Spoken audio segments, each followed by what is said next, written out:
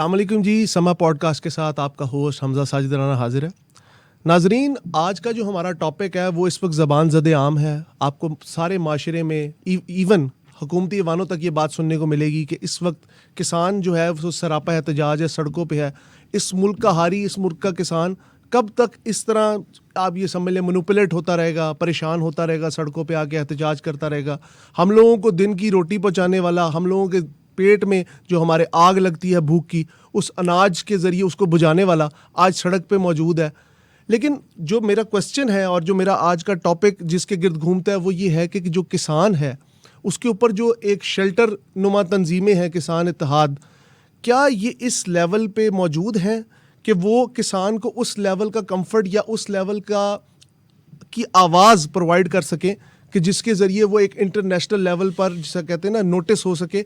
या जो इस तरह अगर हम देखें हमारे हमसाया मुल्क भारत में एक किसान मूवमेंट ने या एक फार्मर प्रोटेस्ट ने मोदी जैसी मजबूत हुकूमत की चूल्हे हिला दी। तो इस हवाले से मेरे साथ बात करने के लिए मौजूद हैं very senior journalist, very respectable Abdul Sattar Khan साहब। सर, सारी सिचुएशन आपके सामने है।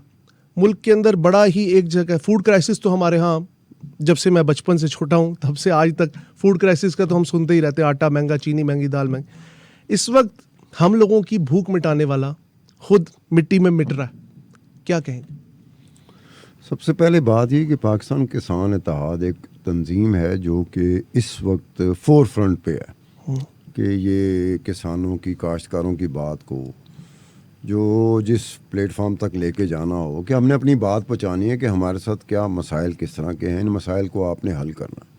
वो आपके पास, मेरे पास तो नहीं आते, आपके पास मेरे पास आएंगे तो कहेंगे यार हमारी जो आवाज़ है ना आपने भी उसमें थोड़ा सा साथ देना हमारा।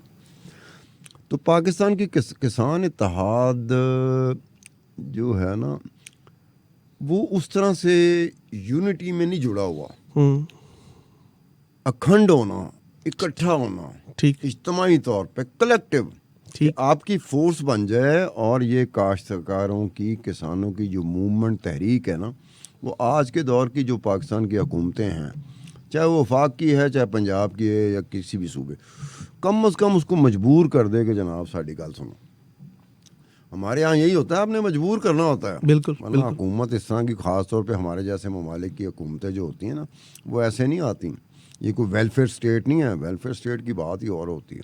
आप प्रोटेस्ट करेंगे ना, एक बंदा प्ले कार्ड ले के सड़क पे आ जाए ना जी, तो पूरी की पूरी हुकूमत सोचने में मजबूर हो जाती है यार वजह क्या हुई है, बंदा सड़क पे क्यों आया। बिल्कुल। हमारे यहाँ तो चीखों पुकार डालते रहो, कोई फ़र्क नहीं पड़ता क्योंकि वेलफेयर स्टेट नहीं है और स्टबर्न बिहेवियर है, बस इस तरह कह लें हर तरफ। ठीक, हुकूमत का भी यही है स्टाइल, रियासत का भी यही है और हमारा अपना मुआशरे का भी यही स्टाइल है। हम लोग इसी तरह रहते हैं। तो पाकिस्तान किसान इत्तेहाद जो है ना ये टूटा बिखरा हुआ एक तंजीम है। ठीक, इनका ये डिवाइडेड हैं।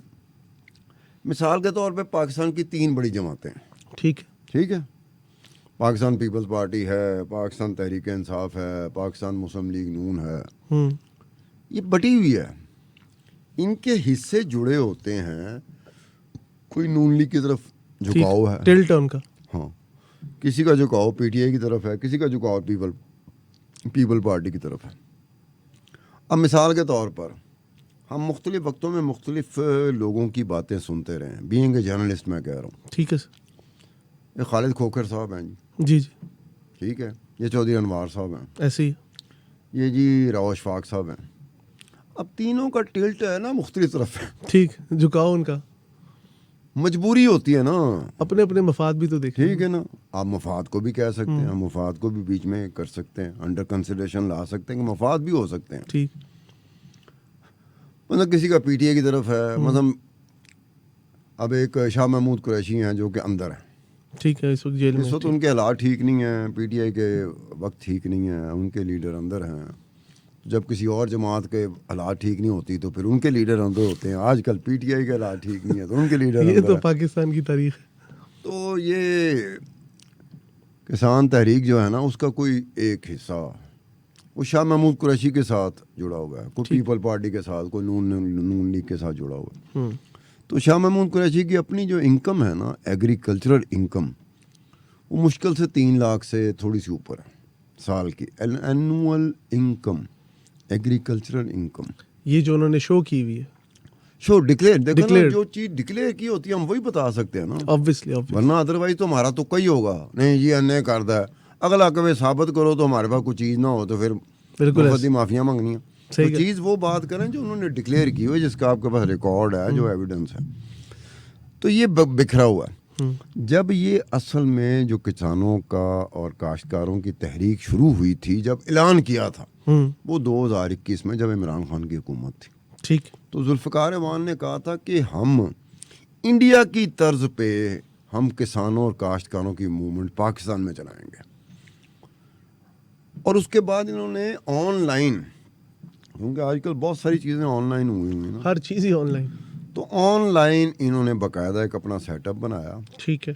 जिसमें बाकायदा इंडिया के जो फार्मर्स एसोसिएशंस हैं, वो क्या संयोग क्या कह रहे थे, संजोग समाज पार्टी, संयोग किसान मोर्चा किसान मोर्चा, जी जी, और भारत किसान पार्टी इत्तेहाद, इनके बाकायदा नुमाइंदे पाकिस्तान की जो किसान इत्तेहाद है, इसकी ऑनलाइन जो कन्वर्सेशन आपस में हुई उनकी, उसमें हिस्सा लेते थे। अच्छा, they are concerned about Pakistan. वो कहते थे कि पाकिस्तान और इंडिया के जो काश्तकार हैं, इनके मसाइल तकरीबन एक दूसरे के करीब जुड़े हुए हैं। सेम मतलब पंजाब इंडिया का लगा लो या पंजाब पाकिस्तान का लगा लो, क्योंकि इंडिया में तो बहुत सारी और स्टेट्स भी हैं जहाँ पर वो किसानों की काश्तकारों की तहरीक ज़ोरदार तरीके से पिछले 4 साल से चल रही है। बिल्कुल ऐसी 4 साल से वो तहरीक चला रहे हैं, वो टिक के नहीं बैठते। वो मोदी गवर्नमेंट को, जिसको ना कांग्रेस हिला सकी, ना राहुल गांधी हिला सका, ना कोई इंडिया के जो बड़े से बड़ी चीज़ें होती हैं जो कहते हैं हम गवर्नमेंट को हिला देंगे, वो नहीं हिला सके। इंडिया के किसानों ने हिला दिया मोदी गवर्नमेंट को। लेकिन सर, इसमें आपको ये नहीं लगता कि जो इंडिया के किसान हैं, ठीक, वो यूनाइटेड अंडर वन पार्टी नहीं है? यहाँ उनकी पार्टी एफिलिएशन हमें नज़र नहीं आती। आया उनको सपोर्ट केजरीवाल साहब की पार्टी भी कर रही है, इवन कांग्रेस भी कई जगहों पे करती है, ठीक है, और किसी हद तक देखें तो जो प्रो सेपरेटिस्ट मूवमेंट्स हैं उसका भी वहाँ पे हमें कहीं ना कहीं एक प्रेजेंस नज़र आती है। लेकिन इट्स सेल्फ ऐसे लगता है जिस तरह उन लोगों को ना उनका गोल पता है, हमारे यहाँ पे गोल मिसिंग है। नहीं, उसमें ये होता है कि एक बात देख लें कि इंडिया में कुछ रवायतें हैं, ठीक है, ट्रेडिशनल हो गई, तारीखी बन गई, प्रैक्टिस है उनकी, उनके हाँ कुछ इदारे मजबूत हो गए, ठीक है, कोई रवायात मजबूत हो गई। पॉलिटिक्स, वहाँ का जो पॉलिटिशियन है, जैसे मैं अक्सर यहाँ कहता हूँ कि राजनीति इंडिया में है, पाकिस्तान में नहीं है। राजनीति इंडिया में, ठीक है, लेकिन इंडिया की बहुत सारे ऐसे एस्पेक्ट्स, डायमेंशन है जो हमसे बहुत ज़्यादा स्ट्रॉन्ग है। ऐसे ही, ठीक है, इंडिया का जो वोटर है किसी भी जमात को डाले, अब ज़रा आजकल उनको बीजेपी का बुखार चढ़ा हुआ है, बिल्कुल ऐसे ही, लेकिन वो हमसे ज़्यादा मैच्योर है सियासी तौर पर। क्यों? वो पॉलिटिकल मूवमेंट को 1947 से देख रहा है, प्रैक्टिस कर रहा है उसकी, ठीक है, अमली उसका मुजाहरा करता है, उसे मौका दिया जाता है। मतलब इनके दावे में ये सच्चाई है कि इंडिया सबसे बड़ी जमहूरियत है। उनके दावे में क्या दुनिया कहती है, अमेरिका कहता है। अमेरिका कई दफ़ा शेकी होता है। अमेरिका इंडिया के साथ उस तरह नहीं बात कर सकता जिस तरह अमेरिका हमसे तो बात ही नहीं करता, हमसे तो इशारतन से देखता है, तो हम कहते हैं सर आपने कह दिया। यहाँ जो भी बड़के मारते हैं ना, एंटी अमेरिकन जो बड़के मारते हैं, वो सबसे ज़्यादा अमेरिका के करीब होते हैं। उनकी कोशिश होती है अमेरिका ज़रा मेहरबानी कर दे, अमेरिका बहादुर। जो मैं कहता हूँ जो मुखालफ भी हैं, जो मुखालफत के नारे लगाते हैं, वो भी अमेरिका से ही देख रहे होते हैं कि साहब बहादुर मेहरबानी कर दें। तो उनका ये है कि वो भी यही कहते हैं कि इनकी डेमोक्रेसी हमसे बड़ी डेमोक्रेसी है। ये अमेरिका कहता है इनकी डेमोक्रेसी, इंडिया की डेमोक्रेसी हमसे बड़ी डेमोक्रेसी है। तो क्या यही वजह है कि किसान जो मूवमेंट है वो इतना ज़्यादा मोमेंटम वहाँ पे पकड़ के, किसानों की मूवमेंट जो इंडिया में चली थी ना, वो 2020 में, नवंबर 2020 में चली थी। उसमें यह है कि जो इंडिया की जो ट्रेड यूनियनिस्ट हैं, ठीक है, उनका दावा था कि ये जो प्रोटेस्ट शुरू हुए थे ना, अल्टीमेटली जो फिगर बताते हैं, जिसको कई इंटरनेशनल इदारे भी कोट करते हैं, ठीक है, वो है कि 25 करोड़ पूरे इंडिया में जब किसानों का और काश्तकारों के धरने हुए, मुख्तलिफ उनके स्टेट्स हैं, मशहूर वैसे ये पंजाब और हरियाणा बॉर्डर वाला ही हुआ है। पंजाब, हरियाणा, महाराष्ट्र, और उत्तर दिल्ली। प्रदेश, दिल्ली दिल्ली ठीक है, गुड़गांव वाली मसलन साइड। मिसाल के तौर पर अब तक उनके जो रजिस्टर्ड रिकॉर्डेड में, मैं वो बात करूंगा जो रजिस्टर्ड रिकॉर्डेड है, वो 3,000 उनके अभी तक प्रोटेस्ट हुए हैं। ठीक है। और 3,000 प्रोटेस्ट में 1,600 के करीब सिर्फ 4 स्टेट्स में हुए हैं। मतलब टॉप पर पंजाब है जहाँ 900 के करीब प्रोटेस्ट हो चुके हैं। पंजाब इंडिया में 900 प्रोटेस्ट हो चुके हैं अब तक। उसके बाद आता है हरियाणा, ठीक है। जहाँ 300 के करीब हो चुके हैं। उसके बाद दिल्ली आता है जहाँ 250 के करीब हो चुके हैं। महाराष्ट्र में 200 के करीब हो चुके हैं। अब आप ये देखें कि 3,000 प्रोटेस्ट कंट्री वाइड इंडिया में काश्तकार कर रहा है। और मतलब मुस्तकिल हो रहे हैं। मुस्तकिल हो रहे हैं, वो टिक्के नहीं बैठते। उन्होंने एक कल्चर बना लिया। कल्चर कैसा बनाया? काश्तकार जहाँ मोर्चा लगाता है ना, जहाँ धरना देता है या जहाँ से उसको आगे नहीं जाने दिया जाता, वहाँ उन्होंने एक कल्चर बना दिया है जिसकी दुनिया की उस पर नज़र। वो कल्चर कैसे बन गया? वो हिंदू होगा, वो मुस्लिम होगा, वो सिख होगा, वो ईसाई होगा, वो जैन होगा, वो आपस में इस तरह रह रहे होंगे कि आप you can't differentiate them on religious ground. ज़ुबान कौन सी बोल रहे हैं, मर्द है कि औरत है, एथनिक ग्रुप कौन सा है, यू आपको बड़ी प्रॉब्लम हो जाएगी कि यार ऐसा लग रहा है जैसे एक कुंबा है बड़ा, एक बड़ी फैमिली है जो हमारे यहाँ खाना पीना सोना उठना जागना वो एक ख़ास कल्चरल एक्टिविटी बन गई वहाँ पर। तो यही वजह है कि उनका जो प्रोटेस्ट है वो इस कदर कामयाब हो गया और इतना वाइड स्प्रेड हो गया कि अगर आप देखें अल जज़ीरा हो गया, जितने भी बड़े राइटर्स हो गए, जितने बड़े बड़े भी ये इंटरनेशनल मीडिया के इदारे हैं, वो उसको इस तरह फॉलो करते हैं कि एवरी डे अपडेट आ रही है। वाइल अगर पाकिस्तान में हम देखें तो सॉरी टू से बचपन से लेके आज तक हमें जैसा कहते हैं ना पुश बैक करके, जी पाकिस्तान एक ज़राई मुल्क है, हमारी अजनास ये हैं, गंदम चावल करना, ठीक है। लेकिन आज भी हम ये देखते हैं कि हम लोग कहीं से इंपोर्ट कर लेते हैं, फिर हमारे गोदामों में जगह नहीं होती, हमारा किसान रो रहा होता है, कहता है मैं फसल को आग लगा दूंगा या खुद को आग लगा लूँगा। आग तो फैली हुई है, लेकिन इसको इकट्ठा करना समझ से बाहर है। हुकूमत वक्त की क्या सोच है? आप बस इस बात में मेरी ज़रा थोड़ी सी आगाही करें कि पाकिस्तान का किसान हिंदुस्तान के मॉडल को फॉलो तो हम हिंदुस्तान को हर चीज़ में ही करते हैं माशाल्लाह से, लेकिन हम अमली इकदामात में क्यों नहीं आ रहे? ये जब टीवी चैनल शुरू हुए थे ना 2002 में, प्रिंट का मेरा बैकग्राउंड है, ठीक, तो उस वक्त भी हुआ था कि तकरीबन हर चैनल ने ट्रेनिंग ली थी, BBC, बड़े बड़े इदारे, मतलब कमाल के इदारे। लेकिन फॉलो हमने पैटर्न किया इंडिया। ठीक, हमने देखा कि इंडिया टीवी कैसे शोर मचाता है, क्योंकि हमारे यहाँ शोर चलता है। ठीक। इस खित्ते में ना शोर को एक ख़ास किस्म की अहमियत हासिल है। चीखो पुकार को, शोर को एक बात ध्यान में रखना, कंटेंट को नहीं है, सब्सटेंस को नहीं है। हम ये खित्ता ऐसा है, हिजानी कैफियत, टीवी आएगा वो एक हिजानी कैफियत जब तक पैदा नहीं ना करेगा उसका इम्पैक्ट ज़ीरो है। क्या मतलब आपका कहने का मकसद है कि एक मूवी सीन की तरह इस चीज़ को पोर्ट्रे किया जाए? गलती से हो गया कि फिल्म में, जैसे मैं पहले भी कह चुका हूँ कि मौला जट मुझे बड़ी पसंद थी, मैंने बेशुमार दफ़ा देखी। फिल्म थी भाई, वो मौला जट था, नूरी नाथ था, उनके डायलॉग थे, वो आते थे, वो गंडासा निकालता था, पूरा पेंडा गिला अंदर। मुझे पता है मैं फिल्म देख रहा हूँ, मैं उसको एंजॉय कर रहा होता था। यहाँ हमारी प्रैक्टिकल लाइफ जो है ना, ज़िंदगी, हमने उसको भी फिल्म ही बना दिया। हमारी तो जो दिमागी कैफियत वो है हो गई। अब रोज़मर्रा की बुनियादों पे हम चलें तो हम हीरो और विलन को ढूंढ रहे होते हैं। ये हमारी ट्रेजेडी बन गई। हीरो विलन जो होता है ना, वो फिल्मों तक होता है।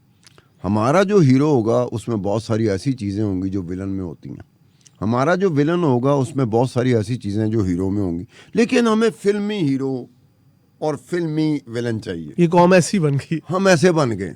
कई दफ़ा कहते हैं कि जो हमारा बंदा जिसको हम पसंद करते, उसमें कुछ ऐसी चीज़ें भी होती हैं जिससे उसको नापसंद भी किया जा सकता है। पसंद करते हुए हम कह सकते हैं कि यार इसमें ये कुछ चीज़ें हैं जो मुनासिब नहीं हैं। हमारे यहाँ जिसको आपने पसंद कर लिया, ओहो, वो सुल्तान राय बन गया। वो इंडिया को अगर साथ रख लें तो अक्षय कुमार बन गया। यानी कि गलती से कोई गलती नहीं करेगा। मतलब हमारे यहाँ डिलेमा ये हुआ। मूवमेंट्स में भी हमने ये किया, पॉलिटिक्स में भी हमने ये किया, बाकी मामलात में भी हमने ये किया। अब ये काश्तकारों की है, ठीक। इसमें इंडिया में देखा जाए तो ये हुआ जैसे आप कहते हो यहाँ पे हुआ कि पाकिस्तान किसान इत्तेहाद है जो मेरी नज़र में बिखरा पड़ा हुआ है। एक हिस्सा पीपल पार्टी की तरफ, एक हिस्सा नून लीग की तरफ, एक हिस्सा पीटीआई की तरफ। कई मसाइल हैं। इनके जो एमएनए एमपीएस हैं ना, वो भी अजीब व गरीब मखमसे में फंसे हुए हैं कि यार रूरल बैकग्राउंड से ज़्यादा एमएनए एमपीएस आते हैं। ये ज़रा ज़हन में रखिएगा। ठीक है। अब रूरल बैकग्राउंड से जो आया हुआ है एमएनए एमपी आया हुआ है, पार्लियामेंट में बैठा हुआ है, चाहे वो नून लीग का, पीटीआई का, पीपल पार्टी का, वो फंसा हुआ है एक लिहाज से। ये वोटर भी है मेरा। अब देखो, ये जो वोट देने वाला है वो भी सियाना है। एक बात ज़हन में रख लेना, वोट लेने वाला भी सियाना है, वोट देने वाला भी सियाना है। हमारे यहाँ तो हम ऐसे मासूम मजलूम बन जाते, नहीं जी हमें पता ही नहीं चला हमसे वोट ले गए। ये कैसे हो सकता है? ऐसे हो तो नहीं सकता। ऐसा तो नहीं हो सकता। या कॉमन सेंस हमारी बता रही है, नहीं सियाने तुसी भी हो, वो भी सियाने ने, तुसी भी सियाने हो। उसमें फंस गए हूँ। यहाँ पे वो पोजीशन नहीं बन सकती मेरी नज़र में जो इंडिया में बनी। अब इंडिया में क्या था, वो संजोग, क्या कहते हो, संजोग समाज पार्टी है ये, संजोग किसान मोर्चा, संजोग किसान मोर्चा, बिल्कुल ऐसे। संजोग किसान मोर्चा एक मूवमेंट चली जो कि किसानों की, काश्तकारों की तहरीक की मूजिद हुई। उसने क्या किया, जब वो रियलाइज़ किया कि भी सपोर्ट है, मतलब कांग्रेस को सपोर्ट नहीं है, किसी सियासी जमात को उस तरह की सपोर्ट नहीं जिस तरह की हमें सपोर्ट है, क्योंकि हमें जमातों की सपोर्ट नहीं है, हमें किसानों और काश्तकारों की सपोर्ट है जो पूरे इंडिया में फैले हुए हैं। उन्होंने क्या किया, उन्होंने संजोग समाज मोर्चा बना दिया, पार्टी एक बना दी। ठीक है। लेकिन उन्होंने इंडियन इलेक्शन कमीशन में उसको रजिस्टर नहीं कराया कि हमारे कैंडिडेट इंडिपेंडेंट लड़ेंगे, जहाँ से हम गेज करेंगे कि सियासत में क्या हम कदम जमा सकते हैं। ये उनका था। एक चीज़ मैं बीच में आपको रोकना चाहूँगा माजरत के साथ। मेरा एक क्वेश्चन है, क्या हिंदुस्तान के अंदर जो किसानों का एहतजाज चल रहा है, फार्मर प्रोटेस्ट, उसको ब्लड लाइन मिली है कुछ किलिंग्स की वजह से, जिसकी वजह से उसका नाम इंटरनेशनली बहुत माना गया। पाकिस्तान के किसान जो हैं, आपको लगता है क्या ऐसे ही किसी सानहे का इंतजार किया जा रहा है? पाकिस्तान में भी हलाक हुए हैं एक बड़े तरीके से, क्योंकि पाकिस्तान में ना कोई चीज़ होती है, कहीं हलाक ना हो, कोई बहुत ज़्यादा कैजुअलिटी ना हो तो हमें शोर मचाने की आदत है।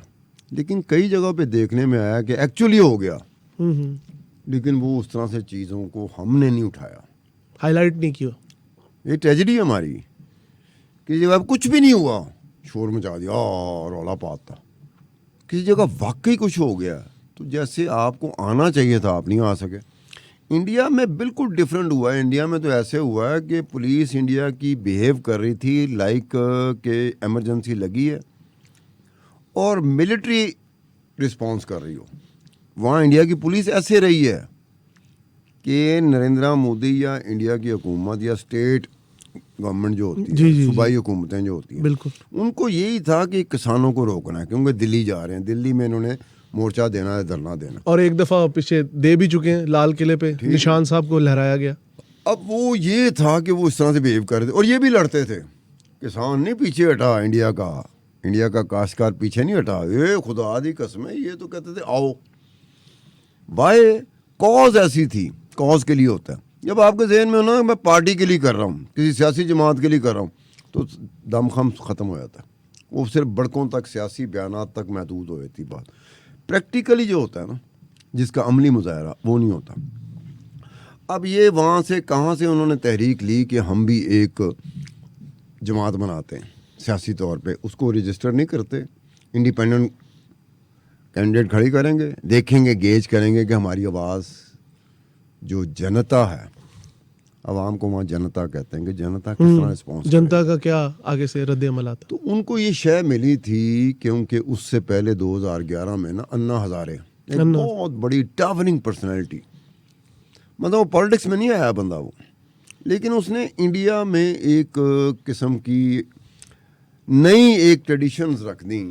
मतलब पॉलिटिक्स में ब्रीच किया उसने कहा कि करप्शन, उसमें घूस कहते हैं इंडिया, हाँ जी घूस कहते हैं बिल्कुल। तो उसने करप्शन के खिलाफ आवाज़ उठाई। अन्ना हज़ारे यार, अगर आप उसको अन्ना हज़ारे को देखें ना तो यकीन करो कि ऐसे लगता है जैसे इससे ज़्यादा मिस्कीन आदमी हम्बल देखा ही नहीं हमने। पूरी इंडिया को ला कर रख दिया था उसने। ऐसे ही। अच्छा, वो तो सियासत में नहीं आया ना हज़ारे, ठीक 2011 की बात है। उसका एक डिप्टी था केजरीवाल। ठीक। केजरीवाल जंप इन, उन्हें पार्टी बनाई, आम आदमी पार्टी। और ये ब्यूरोक्रेट है, रिटायर्ड ब्यूरोक्रेट है केजरीवाल। अच्छा। उसने पार्टी बनाई, आम आदमी पार्टी। जिस लेवल की सपोर्ट आम आदमी पार्टी को मिली ना पब्लिकली, कि यार ये लोग करप्शन के खिलाफ उठे थे, बिल्कुल उन्होंने आवाज ऐसे। उठाई थी। पहले उसने दिल्ली स्वीप किया, ऐसे ही वजीर आला बना। फिर उसने पंजाब स्वीप कर दिया हाँ जी, रिसेंटली सही बता। रिसेंटली। 2 जगह पे स्वीप किया उसने। बिल्कुल। इस वक्त हालात डिफरेंट है। केजरीवाल को एक एक्साइज पॉलिसी है दिल्ली की, ठीक। जिसके तहत बहुत सारे लोग अंदर हो गए।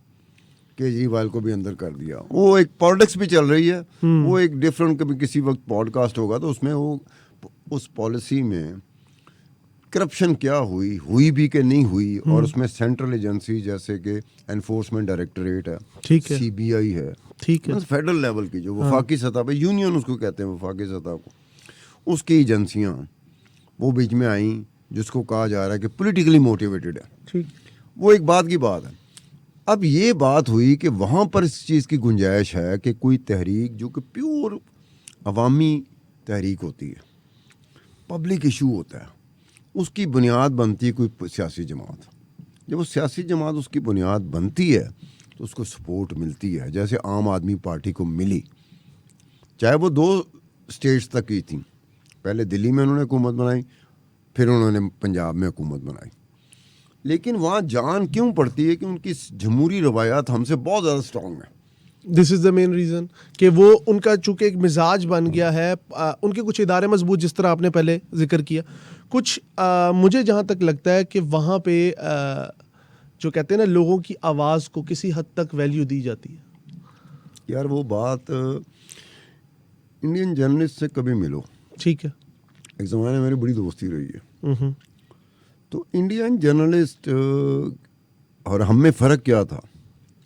उसने आज़ाद फ़ज़ा देखी हुई है, हमने आज़ाद फ़ज़ा कभी कभार होती है, गलती से हमारा खिड़की से बाहर मुंह चला जाए तो कहूँगा फ़ज़ा आज़ाद है, ठीक है। अदरवाइज़ दूसरी वजह हमारी क्या है? हम हो गए, हम भी पसंद और नापसंद की वो जो लहर चल रही थी उसमें बह गए। किसी को इमरान खान पसंद आ गया, जर्नलिस्टों की मैं बात कर रहा हूँ, किसी को नवाज शरीफ पसंद आ गया, हमें पता ही नहीं चला कि हम जर्नलिस्ट हैं। जर्नलिस्ट का काम होता है कि कौन नवाज शरीफ, कौन इमरान खान, कौन जरदारी, कौन फौजी। जब वो इस चक्करों में पड़ जाए ना, पसंद और नापसंद की लहर में आ जाए, झुकाव वाली। वो ख़त्म हो जाता है, उसका इम्पैक्ट ज़ीरो हो जाता है। इंडिया में ये नहीं था। इंडियन जर्नलिस्टों ने सिर्फ एक मरतबा, जब एमरजेंसी लगी थी ना, 1974-75 में एमरजेंसी इंडिया में लगी थी, वो एक ऐसा वक्त था कि उन्होंने रजू किया था पाकिस्तानी जर्नलिस्ट के स्टाइल को, बिटवीन द लाइन बैनल सतूर कैसे लिखा जाता है, क्योंकि उनको आदत नहीं थी। बिल्कुल ऐसे। उन्होंने कहा पाकिस्तानी जर्नलिस्ट जो है ना, वो पहले दिन से बिटवीन द लाइन बैनल सतूर लिखता है, क्योंकि इसको आज़ाद फ़ज़ा तो मिली नहीं। ऐसी ऐसी। तो वो उसने किया। इसी तरह से जो इनकी एक्टिविटी जब चलती है ना, वो हमसे ज़्यादा ज़ोरदार होती है। मिसाल के तौर पे ये मैं पहले भी एक जिक्र कर चुका हूँ कि जो काश्तकारों की और किसानों की तहरीक थी, अब रियाना एक इंटरनेशनल सिंगर है, ठीक है, 10 करोड़ उसके फॉलोअर हैं। दुनिया में आजकल के दौर में जो सिंगरों में नाम है, उसका नाम आता है। लड़की है यंग सी, उसने ट्वीट कर दिया इन फेवर ऑफ इंडियन काश्तकार और किसान कि इन बेचारों के साथ ज्यादती हो रही, इनकी तरफ देखो भाई। इस लेवल की हाईलाइट हुआ है, इस लेवल के। और फिर क्या हुआ? फिर इंडिया की गवर्नमेंट हिल गई, भारतीय जनता पार्टी की गवर्नमेंट हिल गई, मोदी हिल गया। क्या किया? अमित शाह एक उनका है अमित शाह, जी जी, अमित शाह। अमित शाह जो है ना, वो उसके बारे में ये कहा जाता है कि अगर नरेंद्र मोदी प्रधानमंत्री मतलब है प्राइम मिनिस्टर, अगर वजीर आजम के तौर पर वो कहे कि जी मैं इस दफ़ा नहीं होऊंगा, तो फिर अमित शाह का चांस है कि वो इंडिया का, मतलब ही सेकंड इन पावर। वो इतना उसने ट्वीट कर दिया। उन्होंने कहा जी हमारे इंडिया के मामलात में मुदाखलत है, ये फलाना फलाना। हैशटैग उन्होंने इस्तेमाल किया, India against propaganda and India together. ये हैशटैग है उनका सरकारी तौर पर, ठीक।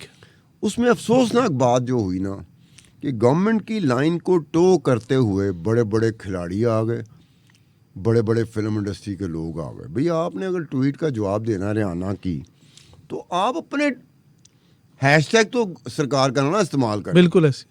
तो उसमें क्या हुआ, ये संजय तेंदुलकर आ गया, उसमें विराट कोहली आ गया, स्पोर्ट्स पर्सनैलिटीज आ गई, वो आ गई, अक्षय कुमार आ गया, अजय देवगन आ गया, करण जौहर आ गया, लता मंगेशकर आ गई। मतलब ये लोग आ गए। समझ नहीं आ रही थी कि यार एक रियाना के ट्वीट का जवाब देने के लिए आप हैशटैग कौन सा इस्तेमाल कर रहे हो, जिससे साफ पता लग रहा है कि आप तो हुकूमत की सपोर्ट कर रहे हो। मैं देखो ना, ये नहीं करना चाहिए था उनको, लेकिन उन्होंने किया। उसके बाद क्या था, एक कंगना ही नाम, कंगना रनावत। हाँ, वो मेरी फेवरेट है गलती से। सर वो तो बीजेपी की स्पोक्स पर्सन लगती है। वो अभी बीजेपी के टिकट पे इलेक्शन भी लड़नी है। ठीक है। एक्ट्रेस बहुत अच्छी है। तो उसने स्टेटमेंट दे दिया रियाना के ऊपर कि ये पोर्न स्टार है। अब इंडिया का मीडिया जो मोदी की तरफ टिल्ट करता है, उसने भी कह दिया। हुआ क्या, रियाना की वजह से जो कनाडा का प्राइम मिनिस्टर है जस्टिन ट्रूडो है ना, जी ट्रूडो, उसने भी ट्वीट कर दिया। और ये ट्वीट उसने, ये जो इंडिया कनाडा के मामला ख़राब हुए हैं, इससे मैं पहले की बात कर रहा हूँ, ये नजर वाले मामले से पहले, नज़र वाले मामले से पहले की बात कर, उसने भी ट्वीट कर दिया। सो मच सो के बरतानिया के जो पार्लियामेंटेरियन थे, जहाँ एक हिंदू प्राइम मिनिस्टर बैठा हुआ, ठीक, उसके बावजूद उन्होंने भी ट्वीट कर दिया, यार ये किसानों को देखो, ये काश्तकारों को देखो, ये ज्यादती हो रही है। अंदाज़ा करो किस लेवल पे हाईलाइट हुआ। रियाना को तो इन्होंने किया, टिका के किया, गवर्नमेंट ने सब ट्रोल भी किया। अभी पिछले महीने की बात है, मार्च की, इंडिया का एक अमीर तरीन आदमी है मुकेश अंबानी। बिल्कुल ऐसे। इंडिया का अमीर तरीन आदमी, और दुनिया के जो टॉप ऑफ द लाइन अमीर तरीन आदमी उसमें आते हैं। उसने, उसका बेटा अनंत अंबानी, बिल्कुल, वो मर्चेंट, क्या नाम है, राधिका मर्चेंट के साथ उसकी शादी है। अब ये प्री वेडिंग एक्स्ट्रावेगेंजा सेलिब्रेशन है। 1200 करोड़ रुपए उन्होंने इंडियन खर्च किया उस पर। उसमें रियाना को उन्होंने बुलाया हुआ था, and it was reportedly paid $5 million, यानी कि 53 करोड़ रुपया इंडिया का रियाना को परफॉर्मेंस पे दिया मुकेश अंबानी ने। अब वही रियाना है जिसके ऊपर पूरी इंडिया की गवर्नमेंट चढ़ी हुई थी, वही रियाना है जिसके ऊपर जो इंडिया की सबसे महंगी तरीन कहते हैं कि प्री वेडिंग सेलिब्रेशन थी, जहाँ 1200 करोड़ रुपए खर्च हो, जहाँ शाहरुख खान साहब भी गए हुए, बड़े बड़े इंडिया के लोग, जो इंडिया के क्या इंटरनेशनल जो सेलिब्रिटीज थे वो भी आए हुए थे। बिल्कुल ऐसे। मैं सिर्फ रियाना की बात इसलिए कोट कर रहा हूँ कि रियाना के ऊपर पूरी इंडिया की हुकूमत चढ़ गई है, हमारे अंदरूनी मामला में मुदाखलत कर रही है, ये फलाना कर रही है। सर लास्ट में मुझे ये ज़रा चीज़ बताएं कि मैं तो अब पाकिस्तान को कभी भी एग्रीकल्चर कंट्री नहीं समझता। द रीज़न बिहाइंड ये कि यूएनओ की रिपोर्ट के मुताबिक पूरी दुनिया में एक एग्रीकल्चर मास लैंड का एक कॉन्सेप्ट है कि जी 37% या 38% होता है। पाकिस्तान का 47% क्लेम्ड एग्रीकल्चर लैंड है, लेकिन अगर हम उसके मुताबिक देखें तो हमारे यहाँ पे मेरे ख्याल में शायद ही कोई दौर हो, शायद एक डिक्टेटर जो साबिक रहे उनके दौर में किसी हद तक, तब मैं छोटा था, मैं इस बात को नहीं कोट कर सकता, मुशर्रफ साहब के दौर में कहते हैं कि काफ़ी हद तक स्टेबिलिटी थी रिगार्डिंग फूड सिक्योरिटी। वरना हम कहीं ना कहीं, कभी हम रशिया के पास गंदम लेने जा रहे होते हैं, अभी यूक्रेन की गंदम का मामला चल रहा है कि वो ख़राब गंदम मंगवा ली है, और उसमें अपेरेंटली काकड़ साहब का भी मसला एक चल रहा है। कहने का मकसद ये है कि हम ये सारे मॉडल स्टडी तो करते हैं, हिंदुस्तान का मॉडल फॉलो करना चाहते हैं, उसके पीछे जाना चाहते हैं, लेकिन कहने का मकसद है मॉडल को स्टडी करना और मॉडल को फॉलो करने में बहुत ज़मीन आसमान का फ़र्क है। पाकिस्तान के कॉन्टेक्स्ट में क्लोजिंग रिमार्क्स में आपके क्या आर्गूमेंट है, मैं ज़रा ये ज़रूर सुनना चाहूँ। यार ये मियाँ नवाज शरीफ साहब, उनका सेकंड टेन्योर था, 97 वाला, 1997 से 1999। ठीक। अच्छा, उस दौर में क्या हुआ था, क्योंकि मियाँ नवाज शरीफ की फैमिली के रॉयल फैमिलीज़ के साथ, जो अरब की रॉयल फैमिलीज़ हैं, उनके साथ भी ताल्लुकात थे। बिल्कुल ऐसे। तो कतर की फैमिली के साथ ताल्लुकात किसके थे? मियाँ नवाज शरीफ साहब के वालिद साहब जो मियाँ शरीफ मरहूम, ठीक, उनके ताल्लुकात थे। ठीक। कोई चावल का कारोबार करने वाला बंदा, राइस एक्सपोर्टर, ठीक, वो कहीं मियाँ शरीफ साहब का जानने वाला था। उन्होंने कहा जी मैं बड़ा एक्सपोर्टर हूँ, आपको पता ही है, तो कुछ ज़रा सिफारिश कर दो, मैं चावल भेज दूँगा। ठीक। मियाँ शरीफ ने क्या कोई गल ही नहीं की। मियाँ शरीफ ने कतर की रॉयल फैमिली से कहा कि ये हमारा जानने वाला है, आपको एक कतर को चावल भेजा करेगा। उसने चावल भेजे। उसके बाद वहीं से फिर आया कि जनाब इसने जो चावल भेजे हैं, ये चावल है। मियाँ शरीफ को चढ़ गई गुस्सा के, ऑब्वियस बात है, सिफारशी जिसके थे उसने ताल्लुक भी ऐसा, उसने तो जलील करा दिया। बिल्कुल। ये किया क्या उसने? बिल्कुल। उसने एफआई अपने पुत्र को कहा, वज़ीर आज़म मियाँ नवाज शरीफ को, एफआई लाओ, निकाल के लाओ, ये बंदा किधर है, गायब हुआ है। लो जी, एफआई रात दिन उस बंदे के पीछे पड़ गई, बंदा नहीं मिल रहा। और जिसके पास इंक्वायरी थी ना, जो आईओ था ना, वो मेरा जानने वाला था। ठीक है। उन्होंने कहा खान तू सानू मुसीबत तो कट सकना, पता ना लगे कि मैं तेन डॉक्यूमेंट देते ना, क्योंकि मैं डॉक्यूमेंट के बगैर नहीं करता था काम। अच्छा। उन्हें डॉक्यूमेंट दिए, मैं दी न्यूज़ में होता था, मैंने रिपोर्ट दे दी कि जी मियाँ नवाज शरीफ, वज़ीर आज़म मियाँ नवाज शरीफ साहब के वालिद साहब मियाँ शरीफ ने सिफारिश की एक राइस एक्सपोर्टर की कतर को, कतर की रॉयल फैमिली को। उसने उनको काम दे दिया, इसने चावल भेजे तो चावल इस तरह के भेजे। अब एफआईए जो है ना रात दिन उसको तलाश करी, और मियाँ नवाज शरीफ कह रहा है कि जी एफआईए से अगर कोई काम है, अगर तुसी सिर्फ एक सूरत ही बच सकते, ये बंदा किथे है जो मेरे अब्बे के साथ फ्रॉड कर गया। ठीक है। ठीक है। वो जब मैंने रिपोर्ट दी, वो फ्लैश हुई बड़ी, हाईलाइट बहुत ज़्यादा हो गई। ठीक है। रिपोर्ट दी तो मियाँ नवाज शरीफ फैमिली को थोड़ा रिट्रीव करना पड़ा। उन्होंने कहा ये पब्लिक हो गई बात, कितने ज़्यादा ना होवे। तो फिर मुझे एफआईए ने, दोस्त थे, डीजीपी था, उन्होंने कहा थैंक यू यार, हम पे प्रेशर जो है ना वो रिलीज हो गया। तो भाई मेरे, आप ज़राअत की बात करते हैं, ज़राअत में, ज़रई मसनूहात में ये हमारे कारनामे हैं। अगर कतर की फैमिली को, अगर कतर मुल्क को आप चावल भेज रहे हो तो प्रॉफिट है ना आपका। बिल्कुल। आप जेन्युइनली चावल भेजें, बिल्कुल ऐसे जेन्युइनली होगा। हमारे इस तरह के कई चीज़ें जो हम भेजते हैं या जो हम मंगवाते हैं, उसमें कहीं ना कहीं जाके हमारे यहाँ खांचा आड़ा होता है। मेरा हाथ पड़ेगा ना, मैं खांचे की तरफ जाऊँगा। आपकी बात से ऐसे लग रहा है कि शरीफ हुआ है जिसे मौका नहीं मिला। पाकिस्तान में शरीफ वही है जिसको मौका नहीं मिला, और पाकिस्तान में जिसको शरीफ कहते हैं ना, जो जेन्युइनली करप्शन नहीं करता, वो मेरी नज़र में 5% है। लेकिन कुछ लोग मुझे दोस्त कहते हैं कि खान साहब ज़रा परसेंटेज बढ़ा के 10% कर दो। मैं कहता 10% कर दो। 10% किसी माशरे में जेन्युइनली शरीफ लोग हों, जिनको अपॉर्चुनिटी मिल रही हों लेकिन वो वेल ना कर रहे हों, 10% बहुत बहुत कम तादाद है यार। बाकी जो शोर मचाते हैं ना, समझ लो हमजा, उन्हें मौका ही नहीं मिला। मौका ही नहीं मिला। हाँ, जो शोर मचाते हैं ना, देखो जी उत्थे करप्शन हो रही, उत्थे करप्शन होती, मैं होंदा करता, समझो उसको मौका नहीं मिला। जिस दिन उसको मौका मिला, नेर पा देगा। मतलब अपनी फ्रस्ट्रेशन तो दसना चाह रहे हैं कि मैनू भी चाहिए है, निज़ाम मेरे हाथ च भी आना चाहिए। तो जिस तरह की तुम बात कर रहे हो कि जी वो यूक्रेन से गंदम आई और रूस से आई, भेजी गई, हमारे यहाँ बैक ऑफ द माइंड खांचा एक लफ्ज़ होता है, दिहाड़ी लाओ। ठीक ठीक है। पूरे का पूरा पाकिस्तान जो है, पता नहीं कितने सालों से मैं देख रहा हूँ दिहाड़ी के चक्कर में, बिल्कुल ऐसे। पूरे का पूरा पाकिस्तान, तफरीक नहीं कोई कि नून लीग दा हैगा, पीपल पार्टी दा हैगा या पीटीआई दा हैगा, दिहाड़ी। क्योंकि मुल्क ऐसा बन चुका है, इसमें निज़ाम और सिस्टम तो है ही नहीं। निज़ाम सिस्टम किसके लिए है? जड़ा माड़ा बंदा है, उधर कानून देखना हरकत में आ जाएगा।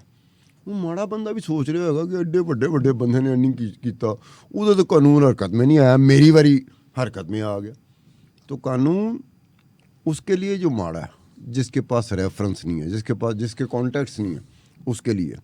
तो ज़रई मलक उस सूरत में बन सकता है, जैसे आपने कहा कि भाई एवरेज जो दुनिया में होती है कि नेशनल लैंड का कितना हिस्सा एग्रीकल्चरल लैंड है, उसमें पाकिस्तान कितना आगे है, बहुत ज़्यादा। कभी लगा है कि ये? दूसरी बात ये है कि 38%, 38% पाकिस्तान का नेशनल लेबर फोर्स वो एग्रीकल्चर सेक्टर के साथ जुड़ी हुई है। जब ये हालात हों कि भाई 38% आपका नेशनल लेबर फोर्स ज़राअत के साथ जुड़ी हुई है, और ज़राअत के ये हालात हैं, हम भाई ये इल्तिजा कर सकते हैं कि आइंदा से हमें ज़रई मुल्क ना कहा जाए। ये जो हमें पढ़ाने वाले हैं ना, सिलेबस में पढ़ा दिया, फलानी जगह पढ़ा दिया कि ज़रई एग्रीकल्चरल मुल्क है। वो ज़रई मुल्क इस तरह का होता है? हम ज़रई मुल्क नहीं हैं उस वक्त तक जब तक कि ये नहीं हो जाता कि अब आप देखें महंगाई की तरफ चले जाए ना आप, तो लोग ये बिजली गैस और ये यूटिलिटी वगैरह ये तो खैर कहते रहते, उससे पहले आपको खाने की बात बता रहे हैं। लो जी टमाटर जड़ा सी ना इन्ने दा हैगा सी हुण इन्ने दा हैगा, लो जी प्याज जड़ा सी ना इन्ने दा हैगा सी हुण इन्ने दा हैगा, लो जी गाजरां इन्ने दी, मूली इन्ने दी।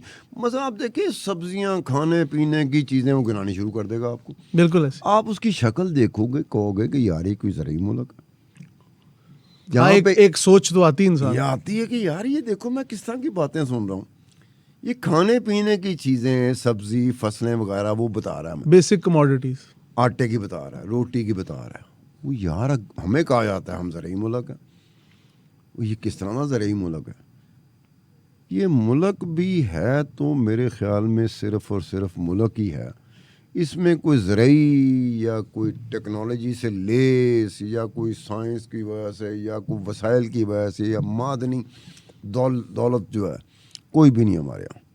हमने सिर्फ लारा लगाया हुआ है, लॉलीपॉप देते रहो, ये कौम उसी में खुश होगी। लॉलीपॉप साढ़े को बहुत कुछ हैगा, भाई बहुत कुछ हैगा तो कितने हैगा नजर आना चाहिए। नहीं चक्कर चलाया, ओ भाई चक्कर की चलाया, चक्कर है चलाया, तो इन्होंने आसरा दिता है, तो इन्होंने लॉलीपॉप दी हुई। थैंक यू सर, आपकी जो बहुत कीमती आरा आज के शो के लिए और हमारी ऑडियंस के लिए मैं उम्मीद करता हूँ बहुत अच्छी साबित होंगी।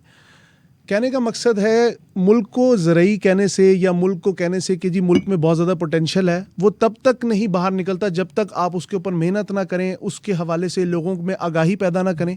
मैं दुआ ये करता हूँ और मैं इस सोच के साथ आज के सेगमेंट को ख़त्म करना चाहूँगा कि हमें अपने ना मिजाज को बदलने की ज़रूरत है। हमारा किसान इस वक्त बिल्कुल जिसे कहते हैं ना एक तबाही की नहज पे खड़ा है, और जैसा अब्दुस्तार साहब, मैं, चंद लोग हमारी तरह को पॉडकास्ट कर लेंगे, कोई एक नया प्रोग्राम जनरेट कर लेंगे, लेकिन इन चीज़ों को जैसा कहते हैं ना ये वाले मसाइल ख़त्म नहीं होंगे। तो इसके लिए अपनी सोच अपनी फ़िक्र को बदलने की ज़रूरत है। समा पॉडकास्ट के साथ अपने होस्ट हमजा साजिद राना को इजाज़त दीजिए। अल्लाह हाफ़िज़।